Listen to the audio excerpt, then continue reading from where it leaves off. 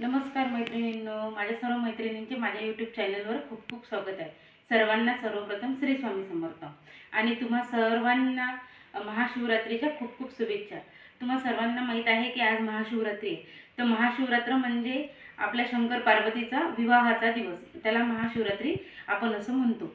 तर मी ज्या अकोला सिटीमध्ये राहते तिथे सर्वात प्रसिद्ध म्हणजे आमच्या इथे जे आहे राजराजेश्वराचं मंदिर आहे. तर 3 दिवसापासूनच आमच्या इथे प्रोग्राम चालू होतात. आता पहिल्या दिवशी मेहंदीचा प्रोग्राम, हळदीचा प्रोग्राम, त्यानंतर लग्नाचा प्रोग्राम, असे तिन्ही दिवस शिवजीचे खूप सुंदर प्रकारे आमच्या इथं राजराजेश्वर मंदिरामध्ये प्रोग्राम होतात.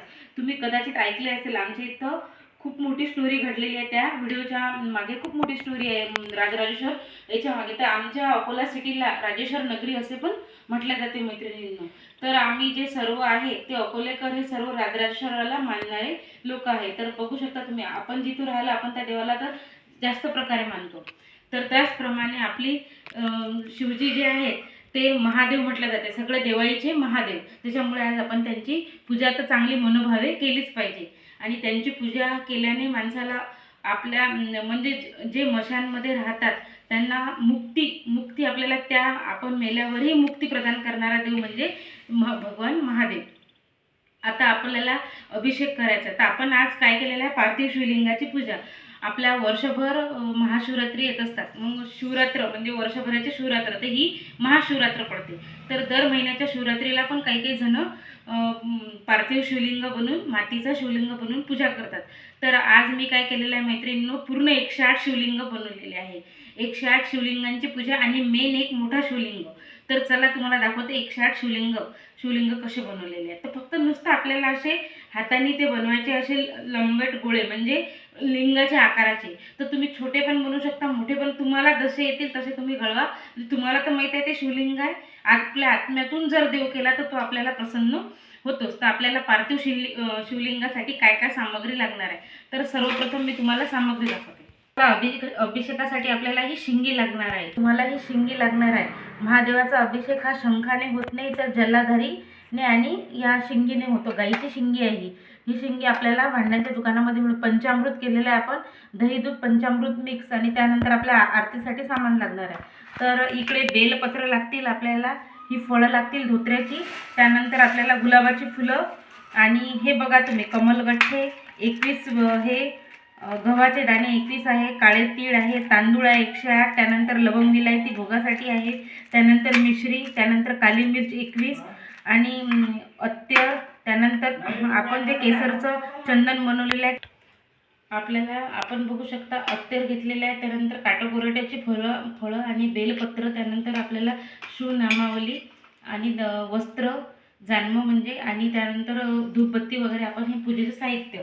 तर बघा मैत्रिणींनो, बघा आपण अशा प्रकारे साधा सिंपल शिवजीचा अभिषेक करायचा आहे. तुम्हाला नामावली म्हणायची आहे, शिवनामावली 108 वेळा म्हणा, 501 वेळा म्हणा, 551 वेळा म्हणा, किंवा 1000 वेळा म्हणा. अशा प्रकारे तुम्ही पूर्ण ती शिवनामावली म्हणू शकतो. आपल्याला त्यानंतर नैवेद्याचं पण ताट जे आहे फराळाचं आपण ते पण तयार ठेवलेलं आहे.